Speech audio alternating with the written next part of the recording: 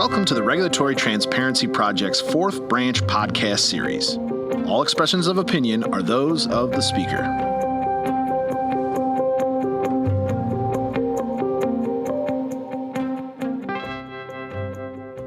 Welcome to the Regulatory Transparency Project's fourth branch podcast.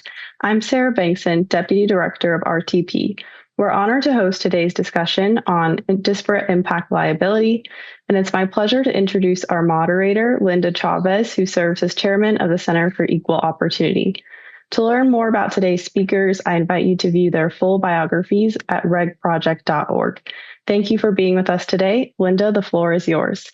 Thank you very much, Sarah. And I'm pleased to introduce to our audience two very distinguished people who I've worked with for years and who are both on the Regulatory Transparency Project Working Group on Race and Sex. They are Dan Marinoff, who is Executive Director of the American Civil Rights Project. He's also an adjunct at the Manhattan Institute, and Gail Harriet, who is professor of law at San Diego University Law School, and she is the chairman of the American Civil Rights Project. So welcome, both of you, to the program today.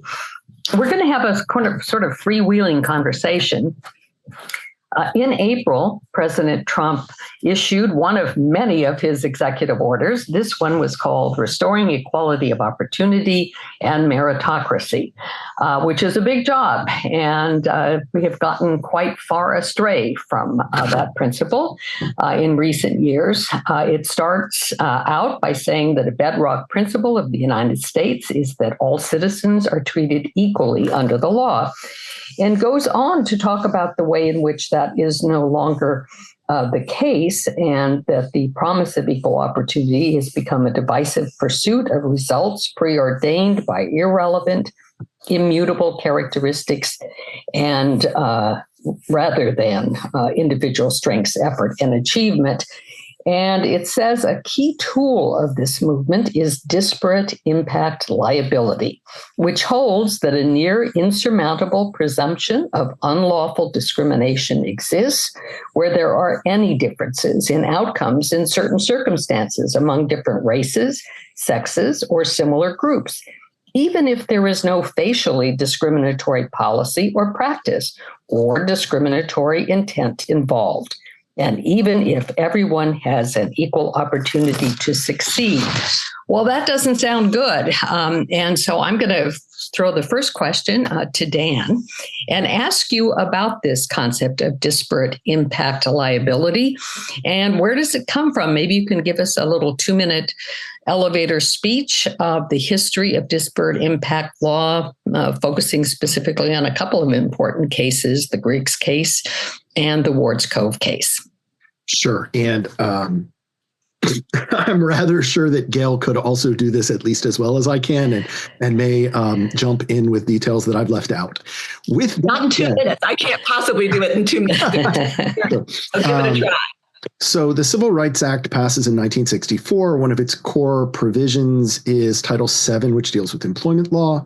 To oversimplify a really long and complicated story, the wheels almost came off the act in the U.S. Senate when they noticed that there was a flunky bureaucrat in Illinois who read into one of the antecedent state statutes Title VII was based on, disparate impact. And the Senate thought that that was so loony and so obviously not what they wanted to do that it nearly killed the whole bill. So Senator Dirksen saves the day, negotiates a bunch of stuff. Eventually, the Senate passes the statute in the form, that it exists from then until 1991. It's basically very clear from the congressional record at the time that the Senate only passed this when it was convinced that this was a disparate treatment statute, that disparate impact was not in it, and it would not have passed it if that wasn't the case. So says Congress. Then the EEOC, also created by Title VII to help administer the statute, takes over. And the EEOC has other ideas and decides it wants to interpret the statute more broadly than any other agency was interpreting any provision of Title VII to cover both intentional discrimination and something else, which winds up transmuting into what we know as disparate impact. Once they start trying to read this into the statute, you eventually get, by 1971, to the Griggs case at the Supreme Court, where the Supreme Court defers to the EEOC's interpretation of the statute and declares that this was in the statute all along.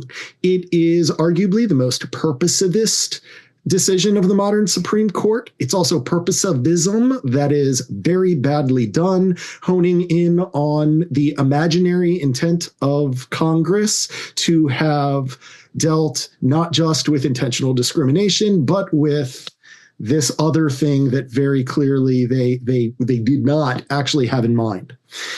So Griggs comes down, and this winds up embedded in our case law as a result for a good while. Only in the late 80s do you finally get the Supreme Court starting to express second thoughts about what they've done to the statute. That comes down in Wards Cove most clearly. In Wards Cove is a case about a cannery in the Northwest that was sued for having policies that were allegedly both intentionally discriminatory and allegedly had a disparate impact across racial groups. The district court dismissed that suit flat out. The Ninth Circuit panel agreed and threw it out. But the Ninth Circuit then went en banc and brought out of the abyss the disparate impact claims in that case. That is then taken up to the Supreme Court, where Justice White, who interestingly was part of the Griggs unanimous court, so he signed on to both the case that starts this adventure and the case that starts to express reservations about it. He writes this opinion, and his opinion says, whoa, hold on there. Now this is going to force people to come in and defend themselves in really expensive investigations who have with no evidence that they ever intended to discriminate against anyone. That seems like a bad idea. But that's all just rhetoric in the background, because it wasn't in front of them whether what was actually in front of them was what exactly the business necessity defense was in the burden shifting analysis that Griggs and McDonnell Douglas had created from whole cloth. So in that world, the plaintiff has to show a prima facie case. If the plaintiff shows a prima facie case, then the defendant at stage 2 has to show something, this thing the court made up called business necessity. And if they show that thing, then you get to stage 3, where the plaintiff gets to say, haha, but that's a pretext. But if that's how this is supposed to roll out, all that Wards Cove dealt with was what exactly are some of the factual predicates you need to show as part of your prima facie case, and what is this business necessity defense? It didn't actually deal with whether disparate impact was in the statute, because that was assumed. So, but we get this case, and then the Congress freaks out and winds up passing the Civil Rights Act of 1991. The Civil Rights Act of 1991, in almost every telling, codifies Griggs. And presumptively, that means codifies disparate impact. What I'm here to argue is that actually, if you read the Civil Rights Act of 1991, it doesn't actually do those things. It overruled Wards Cove. It changes the definition of business necessity. And that's all. So that the substantive section added to the Civil Rights Act, Title VII, in 1991. It's Section K. Section K says an unlawful employment practice based in disparate impact is established only if, that's the important phrase, only if other things right here about the business necessity defense. But it doesn't actually amend any of the prohibitory sections of the code. It doesn't change the closed set of statutorily defined actions that are unlawful employment actions. It doesn't deal with any of that. So instead, all it does is it makes this piddling change at the edges to overrule the piddling changes that the Supreme Court had just made. As a result, the 91 Act is dramatically overstated. And I would argue No Congress ever passed, no president ever signed, no code section ever reflected that anything that lacks an intent to discriminate has ever actually been an unlawful employment action under Title VII. You might ask questions here like, why would anyone care about this 50 years after the fact? We can talk about all that. I think the Supreme Court has expressly if maybe not intentionally, invited such litigation both a year ago and on Friday last week. And that having done so, if we pay attention to the court's precedents on precedents, Griggs is not just wrong. It's the kind of wrong the court actually is willing to reverse. That was a little more than 2 minutes, but an excellent sort of summary. And I'm going to give Gail a chance in a minute to get into her interpretation of some of that history. And I will point our listeners to an article that you have published on the Federalist Society Review, volume 26. It's called Disparate Impact Liability, Unfounded, Unconstitutional, and Not Long for This World.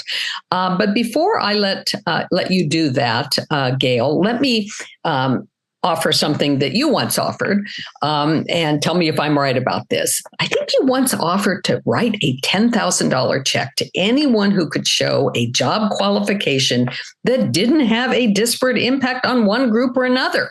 Do I have that right? You have that right. Okay. So this is, whenever we get into the subject of disparate impact, if you're not a lawyer, if you're not deeply involved in civil rights, a lot of people just sort of their eyes glaze over because this is, very nitty gritty stuff and interpreting each and every course of history in this convoluted idea takes a while and you have to be very familiar with it. But the whole question about what it means, what is disparate impact?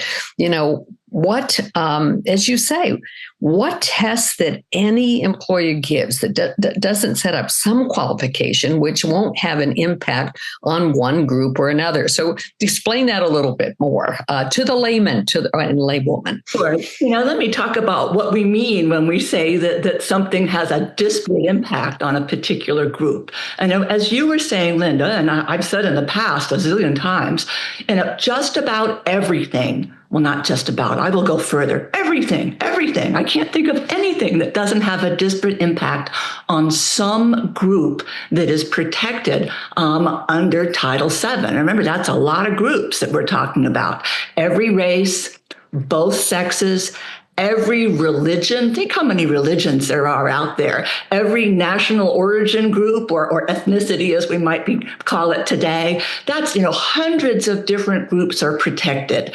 And when we say a particular job qualification may have a disparate impact on somebody, well, think about it. Men, on average, are stronger than women. That doesn't mean that every man is stronger than every woman, but on average, men are stronger than women. On average, women have smaller hands than men, and that makes them better at fine handiwork. So if ever an employer says, I want somebody who's good at fine handiwork, it's going to give women as a group an advantage. If you think about it, let's see, Hispanic men are more likely to have the combination of upper body strength, but smaller size on average, that makes them more likely to be championship jockeys.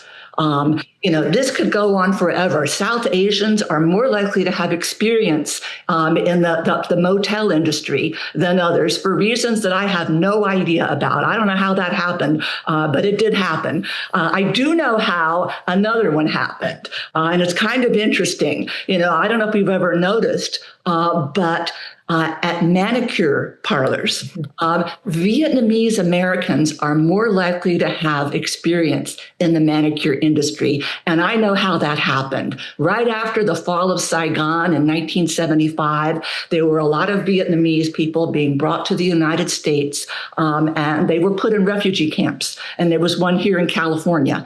And Ronald Reagan had just gotten through being governor at that point. And he invited some of his movie star friends to come to the refugee camps to cheer people up. And there were a lot of young women who didn't have any particular job skills. They couldn't speak English. Tippi Hedren, the star of Alfred Hitchcock's The Birds, came to the refugee camp. And for people who are a little younger who might not remember Tippi Hedren, she is Dakota Johnson's grandmother, mother. But she was a movie star at the time. And some of the young women admired her manicure. And light bulb goes on over her head. She realizes here's a way to get jobs for these young women. The training to be a manicurist takes only a couple weeks. So she shelled out the money to send about a dozen of these young women to manicure school. They got jobs. They didn't need to speak English for that. And they would save their money. They paid for their sisters, their cousins. And over a very short period of time, that was enough for Vietnamese American, usually young women, to dominate the industry. And some of those women are probably retiring now because they're in my age group. And it's gone on for a couple of generations. Some of them, I'm sure, went on to bigger and better things. But to this day, if you're looking to hire somebody with experience in the manicure industry, Vietnamese Americans are going to have a leg up on that. Right. And all we mean by that is not that the person doing the hiring cares about the ethnicity, the religion, the race, the sex of the person they're hiring. It just so happens that there are going to be more Vietnamese Americans who have that experience than there are people from other ethnicities. And that's the weird part about the Griggs decision. It doesn't matter whether the employer is trying to discriminate. All that matters is the particular job qualification is such that one group is going to have, somewhat more people percentage-wise than another group. And guess what? That's always going to be the case. And in fact, Thomas Sowell has written many books about this and the way in which certain ethnicities seem to congregate into certain professions. And this is not just a phenomenon in the United States, it's a worldwide phenomena. There are concentrations of Chinese, for example, in the laundry industry, not just here in the United States, but around the world. There are others, who have been involved in electronics or people who've gotten into the computer industry, et cetera. And this is not. So if you're looking for somebody with those qualifications, it's going to have an impact. But I want to talk about something else. We're talking about it all in the context of Title VII. Are there other statutes in which disparate impact has played a role? The concept of disparate impact has played a role. I'm thinking of the housing area, for example. Dan, you want to go first and then maybe Gail? So housing is actually an interesting one in that the Supreme Court in the relatively recent past actually did read the Fair Housing Act to be a disparate impact statute, which puts it in a different bucket. Well, I would describe this as they're having three different buckets that are available here. One bucket, the Fair Housing Act, the Supreme Court relatively recently said, yes, that is a disparate impact statute. You've got another bucket of the 14th Amendment Equal Protection Clause, which isn't a statute, but it's also there, an enactment. Wherever we want to say the constitutional constraint on federal power that parallels the Equal Protection Clause, and the justices don't agree among themselves, but at least 7 of them agree it's there. You have the two of those. You have Title VI, Title IX. These are statutes or enactments that everyone agrees are entirely about intentional discrimination, and disparate impact is not enough to establish liability without proving disparate treatment or an intent to discriminate. So that's one bucket. Fair Housing Act is another bucket, and somewhere in between is where I would say Title VII falls. But So Gail, let me pick up on that with you because I can think in the housing area, if you're talking about access to loans and being able to apply to get a loan for a house, your credit history may be relevant. A bank may really want to know whether or not you're going to pay back that loan. And so your credit score might be important for that bank. And as long as it's applied equally to all people who apply for the loan. One would think that would be, absolutely appropriate. But I've certainly heard it argued as, oh no, we can't talk about credit history, or even in other areas. Credit history can be important. For example, in certain jobs, if somebody is, not good with their own finances, do you really want them to be the accountant in your office, or even operating a cash register? If they have problems with their credit, and they have access to a cash register, they, might be more tempted. But isn't that also the case, that you can have what are clearly important criteria, but they get excluded because they have a disparate impact on someone else? Yeah, it's interesting in that, like, if we really did not allow banks to consider credit history, that would be the end of the world, actually, because the banks would fail. So there are other statutes that cover these sorts of issues, and they haven't yet gotten to the point where you can't consider credit history in making a loan, because, again, But what about applying to live in an apartment? What about public housing? The case is Texas Department of Housing and Community Affairs versus Inclusive Communities project. And it was just a few years ago.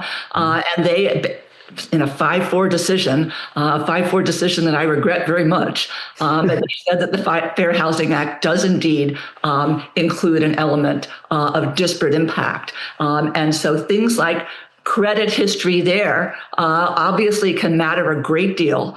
And yet, it's going to have a disparate impact. We don't know yet whether or not a court would say that there's business necessity for considering credit history for determining who to give an apartment to. My guess is that they would, at least to a certain extent. But there are all sorts of other things that have a disparate impact, like criminal record. Can you consider criminal record in determining who to lease the apartment to? Because that will have a disparate impact.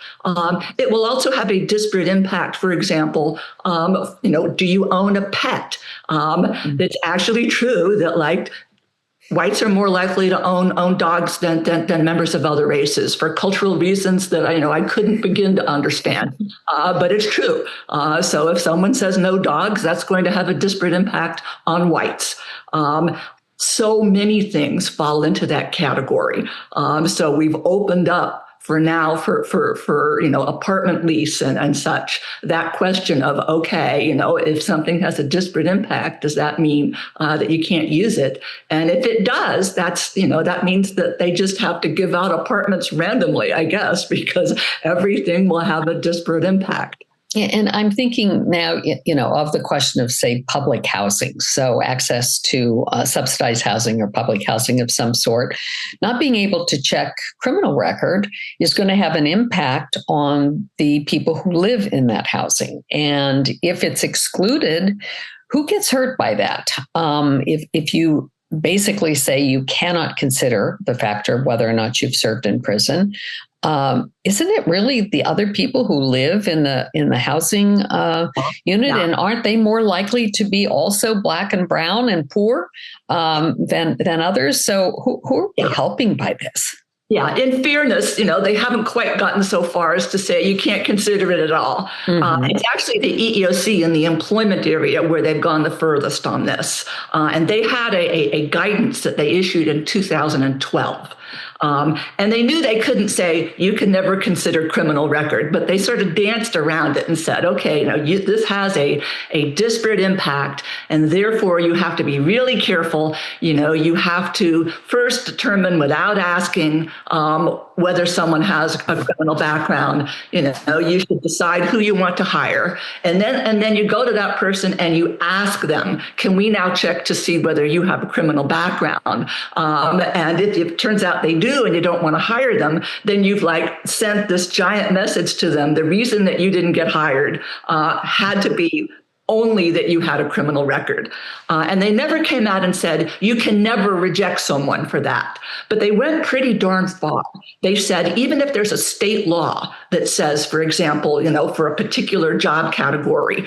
Working in a daycare center, for example. There are lots of state laws. Right. For a daycare center, you cannot have someone who has been convicted of a felony, or you cannot have someone who has been convicted of molesting children. They go and they say, the EEOC said, no, that's overruled by Title VII and the Griggs case. And you have to instead show business necessity. Well, any employer is going to panic at this. I have spoken to people who work in the security guard industry. These are companies that hire people, then give them out to other companies, to be security guards. So if you need a security guard for your bakery, you call this company and say, can you have a security guard that works from 6 in the evening until 7 in the morning to make sure that nothing happens here.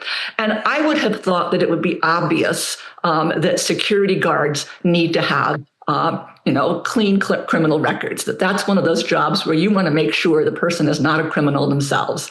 And yet the EEOC went nuts and went after more than one of these companies and insisted on investigating their entire method of hiring. And of course, other companies see that and they look at the guidance, and the guidance is incomprehensible. You don't know what to do if you're the employer and you look at this 2012 guidance. All you know is, boy, I better not reject very many people with a criminal record or I'm going to be in trouble. And the security guard companies now know, even we, the security guard companies, have to hire people who have felony records. And it's really the idea, if you look at Title VII itself, which just says you can't discriminate on the basis of race, color, religion, sex, or national origin, the idea that somehow you can find in this the complicated 2012 guidance. It's just. I will say, and I will add, Gail, that I once served on the board of directors of a large facility services company that included at the time security. And one of the things that happens is if you can't ask those questions and then something happens on the job, guess who gets sued?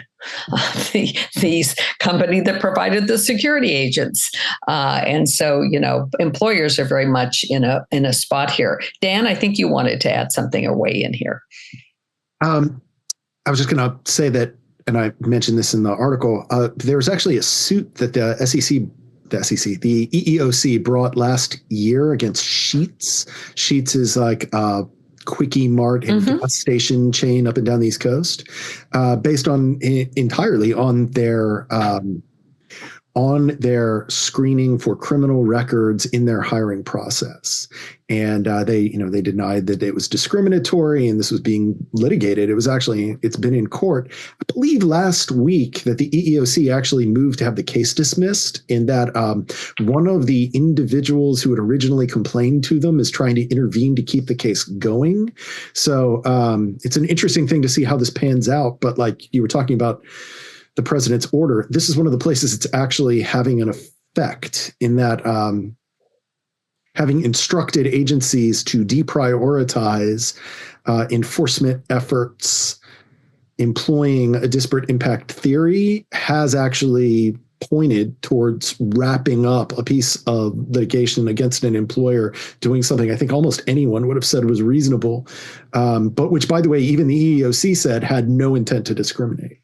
Let's talk about that. I was just going to interject, and you can weigh in too, Gail, on this. But I think Dan raises an interesting point. So, okay, there's an executive order that's passed, or not passed, but an executive order that's signed by the president, and it's going to have impact in the executive branch so long as this president is in office. What, though, is going to happen when this administration goes away? Is an executive order enough to take care of this issue, or what do we really need, Gail? Well, on that, an executive order can be withdrawn at a drop of a hat. I mean, it's very easy. The next president can withdraw every single executive order from every single president if that's what that president wants to do. The thing I wanted to add about the criminal background stuff is that weirdly, it actually causes actual race discrimination. There is some empirical evidence. What happens when employers are told they can't consider the criminal background of the applicants? They can't even ask. They won't even know, which candidates have that. What happens is that they fall back on actual race and sex discrimination. If you hire an Asian female, they're less likely to have a felony record than if you hire a black male, or for that matter, a white male or any other male. Right. And there's some evidence that has actually happened, and that's a really sad story. The EEOC, overreaches in this way. Well, okay, so and instead of having, they get the opposite. They get actual discrimination. So, you're absolutely right that an executive order can be withdrawn by the sitting president or by the next president. You can essentially withdraw executive orders by previous presidents. And this president withdrew the 11246, which was the executive order that mandated affirmative action. And that has been around for, almost 50 years or so, maybe even more.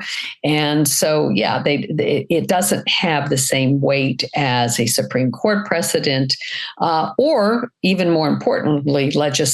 So is there something that, needs to be considered in this arena? Is there more legislation, Dan? I mean, you've written, this article and talked a lot about the history of civil rights law, and I'm old enough to remember that history firsthand, for some of it at least. And you're right. I mean, the people who passed the 1964 Civil Rights Act had no intention whatsoever to mandate equal results. And in fact, the famous, it may even be apocryphal, but the famous quote from Hubert H. Humphrey was, I'll eat every page of the bill if it ends up requiring racial preference in order to get equal results.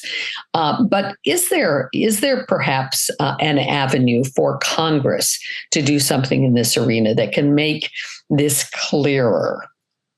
So, I think the first thing to say is, yes, of course, there are things that Congress could do. If anyone wants to take a bet on whether Congress will do them, I think you will find receptive odds most places. It is certainly possible, and I would hope that they will, but if there's any senator listening, I'd be happy to give you some suggestions. Shy of that, the law is actually already clear, and I think we do really need to have litigation in the works to push this through to give the Supreme Court the chance to actually rule on the issue. And I see at least three ways that you could get this into court.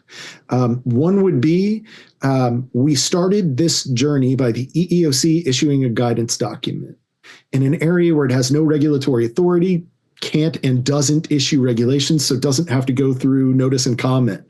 So to unwind what they started, the cleanest, easiest way would be for them to issue a new guidance document correcting their erroneous interpretation of the law. Now they do that, I'm relatively certain that they get sued by some plaintiff's lawyer, probably in Massachusetts, maybe Rhode Island, maybe Hawaii. I guess I should throw in Maryland too, but there will be someone who sues them about that to enjoin them from going forward with their new guidance. There might be such a plaintiff's lawyer working on that suit right now just to challenge the president's executive order. I don't want to mouth off about whether any such effort would be ripe, but at least after they issued new guidance, I think there'd be pretty strong evidence that it would be proper, given that the EEOC has been sued challenging its guidance documents in the recent past, including the last 4 years about in the aftermath of Bostock. So we know that could happen. And, that would be one way. Another way would be someone in a parallel position to Sheets could simply argue as a defense, in addition to whatever else they're arguing in the suit, there's no such thing as this claim. Now, given Griggs, you make that argument as a defendant, you're going to lose at a district court, and you're going to lose at a court of appeals almost certainly as well. But you'd then be able to try to convince the Supreme Court to take the case on cert and deal with the issue. I can think of many reasons that a defendant would not find that an appealing option, but it's possible. And the third way that I've come up with that someone could get this into court would be that if one felt that this was an important question and one were an employer subject to Title VII, as a matter of federal law, any time that you could be sued, you don't have to wait to be sued. You can, in fact, go into court preemptively and seek a declaratory judgment of your rights on the same issue. So any such plaintiff could sue the EEOC if they're a private plaintiff, or the Department of Justice if they're a public one, and simply say something like, as an example, let's say the county that runs a jail has an opinion that it would like to screen its potential hires for their criminal records. They might have very good reasons to do that, and they might have every intention of establishing a facially neutral policy that they would even-handedly apply. They do not care about the race or sex of the people. They just don't want people with a history of, say, violent crime as their jailers. They could sue DOJ. They could bring that suit right now. It would be ripe. They could bring it and force the courts to rule on this issue, on whether, in fact, and I teased this a moment ago, there have been 2 decisions now in the last 13 months by the Supreme Court, maybe a little bit more, maybe 15 months, both Title VII cases dealing with the same language of the same statute that Griggs interpreted in ways that are irreconcilable with it. So the Supreme Court seems to be inviting us to bring those suits. And I mean, I, for one, would like to take them up on the invitation. Gail, you want to weigh in? I'm less optimistic than Dan is about all of it. There's a lot going on here. Justice Scalia, in the case of Ricci versus De Stefano, his concurrence basically invited a lawsuit that would be based on a constitutional argument that disparate impact liability is simply unconstitutional. The notion here is that when you're telling an employer, you can't have a job qualification if it works against a particular group, you're discriminating in favor of people of that group, essentially. It's race discrimination to have a disparate impact liability theory. And nobody ever really took him up on that. I mean, it's been years since the Ricci case. And the truth is that conservative public interest law firms are spread pretty thin. There aren't enough people working on these issues. And never, to my knowledge, has there been a case that really made the argument clearly. Dan is coming in and saying, well, you shouldn't have to make the constitutional argument itself. That, in fact, everybody has been assuming that the 1991 Act has adopted disparate impact liability, but it really didn't. It just sort of acknowledged that it was out there and tried to limit it. And I think that's true. That what the 1991 Act does. 1991 Act does a whole bunch of things. It's like a laundry list, but this is one of them. And it says you can have a disparate impact case only if it fits the following pattern, and it then gives some detail. But that only if is kind of interesting. It's not saying you can have a disparate impact liability case. It's just saying if you do this, then maybe only if you do this much. But you could argue therefore that it doesn't really adopt disparate impact liability. My prediction is that if it ever got in front of a court, the court would say, even a conservative court would say, Congress acquiesced in the Griggs decision by using that language. When I start liking Dan's argument is when it's combined. When you combine it with the doctrine of constitutional avoidance, we can make a pretty good constitutional argument that disparate impact liability is unconstitutional, that it's just a very complicated way of discriminating in favor of particular groups. Well, if you can get that argument in front of the Supreme Court, and it's a kind of argument that's I think it's right, but it's also complicated. And the Supreme Court is not always the bravest, group of 9 people in the world. It took them forever to say that clear discrimination on the basis of race in college admissions is unconstitutional. It took them forever. We had the Bakke case in 1978. We had the Grutter case in 2003. We had the pair of Fisher cases in the 2010s. And then finally, the case for students for fair admissions against Harvard, they finally said, hey, this is race discrimination, and we're probably not supposed to do that. Took them forever. I fear it would take them a long time to say, hey, disparate impact liability, that's not so great either. That's also unconstitutional. But what you can do is say, look, this is a plausible argument under the doctrine of constitutional avoidance. You should avoid that if you can. Why don't you instead look back at the 91 Act and agree with us that they didn't really adopt it in the first place? And that's plausible too. And then if you get back to the basic statutory interpretation issue, we win that with hands down. I mean, it's just, I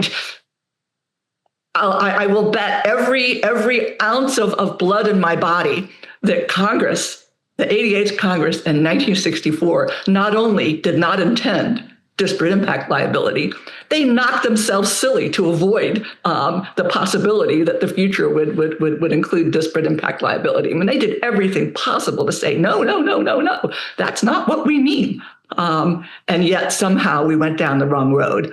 But yeah, Dan's argument is plausible that the 1991 Act did not adopt disparate impact liability. It's plausible just on its face. I mean, they didn't. They just said if only if you have the following things, can you bring a disparate impact liability?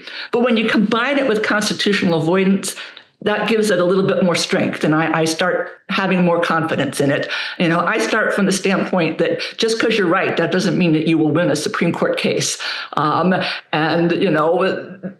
We need to build this case with the constitutional avoidance side to it. And I think being serious about the constitutional argument, as Scalia was. Scalia said, look, we need to consider whether this is unconstitutional. And I can't remember exactly the year that the Ricci case came before him, but it was 2006 or so. It's time. I mean, it is time. Let's litigate this.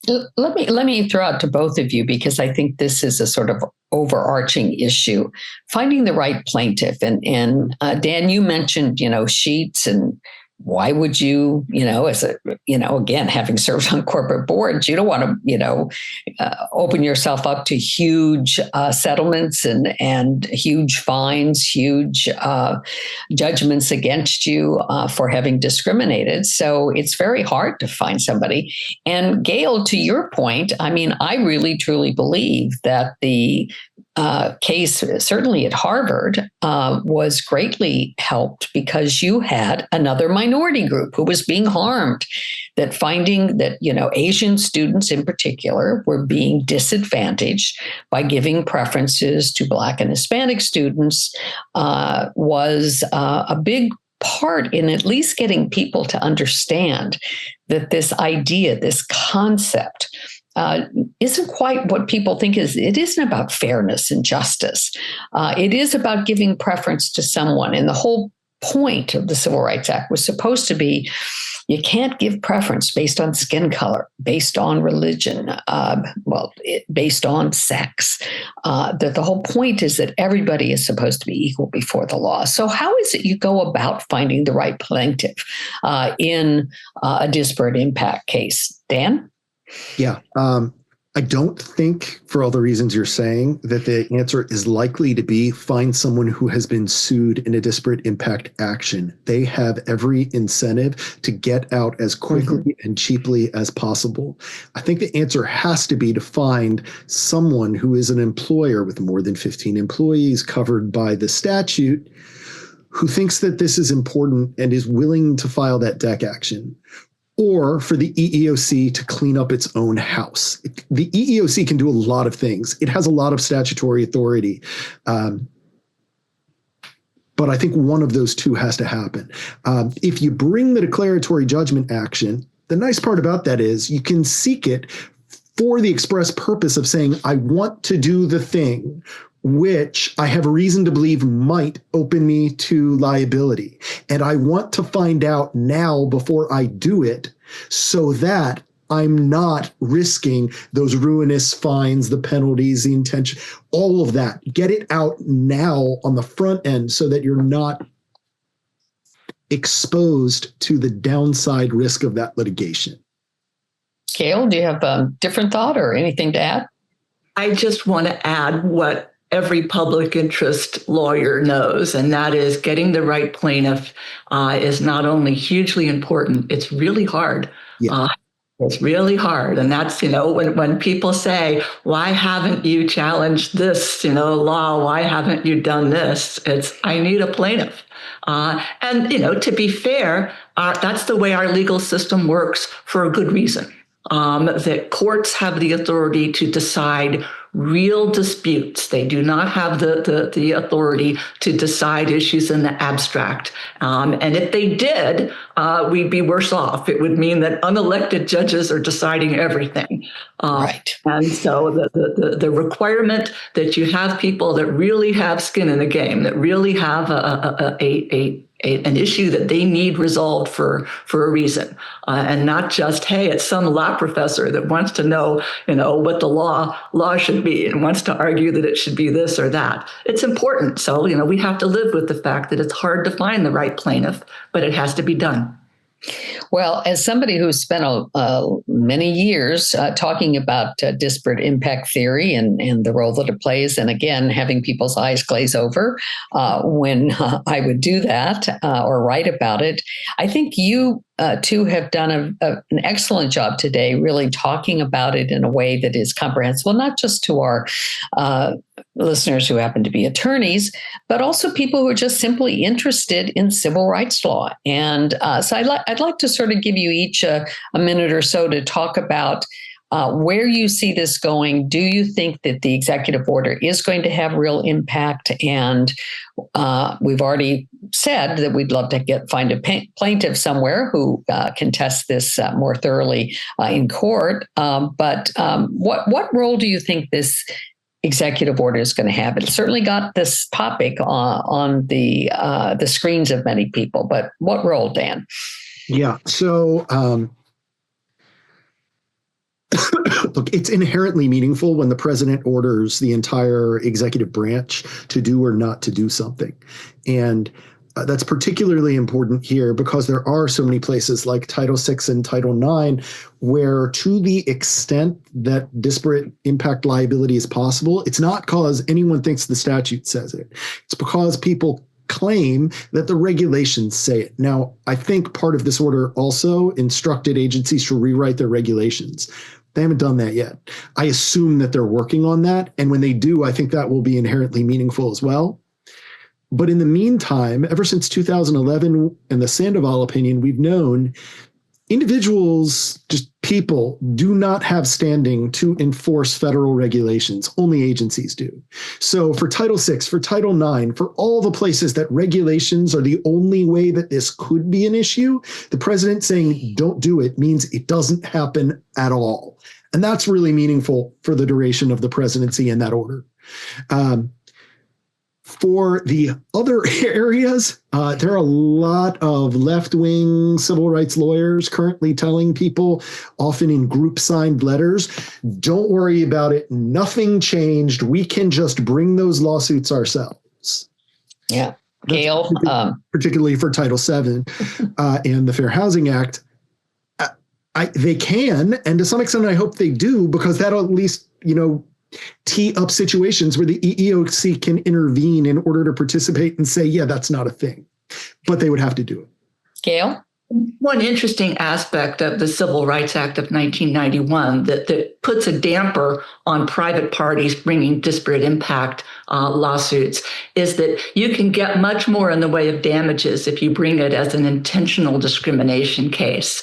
And so what's been happening over the last 30 years or so is that, with regard to employment discrimination, the EEOC is the one that does, the disparate impact cases, and private litigants tend to bring intentional discrimination cases unless they know they can't possibly prove intentional discrimination, in which case they'll bring a disparate impact liability case, but it's not their preferred way of doing it.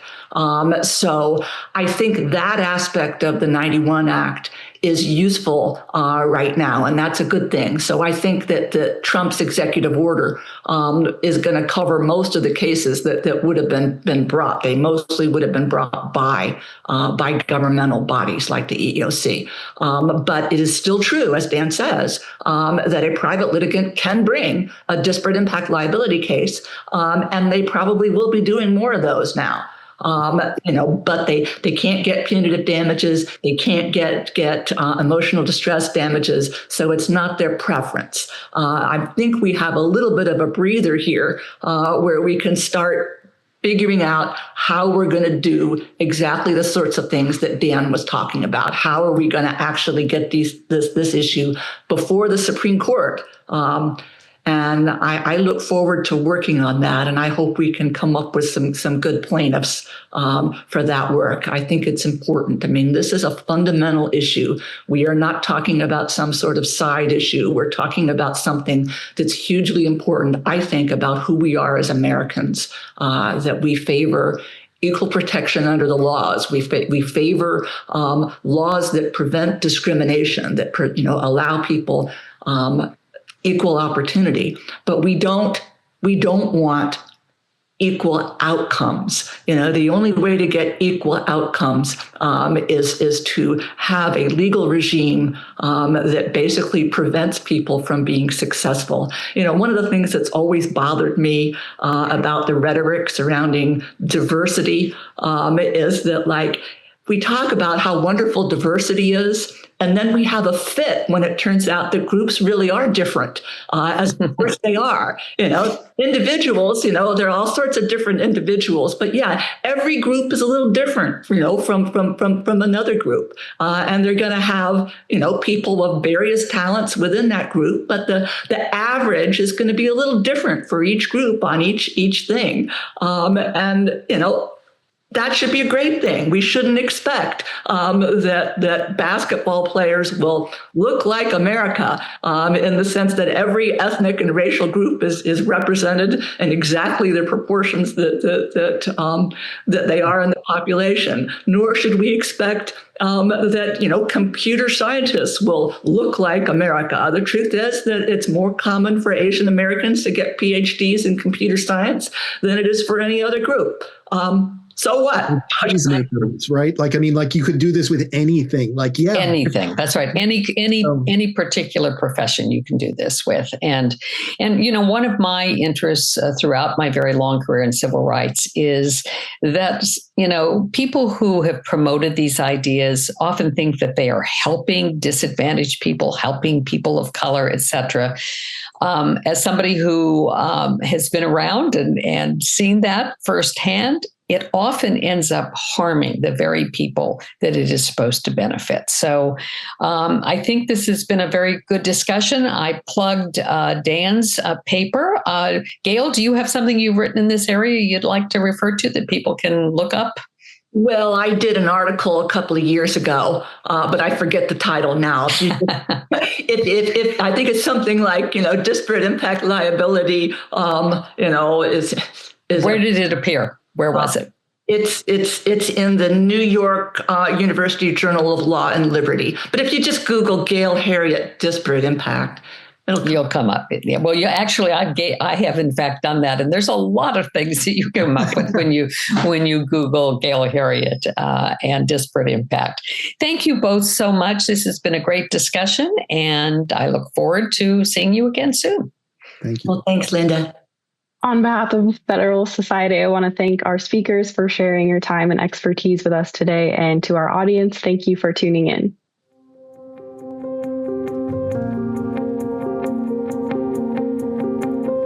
On behalf of the Federal Society's Regulatory Transparency Project, thanks for tuning in to the Fourth Branch podcast.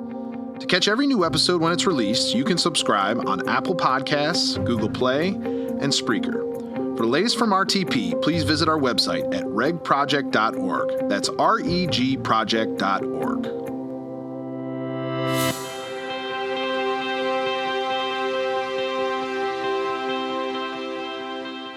This has been a FedSoc audio production.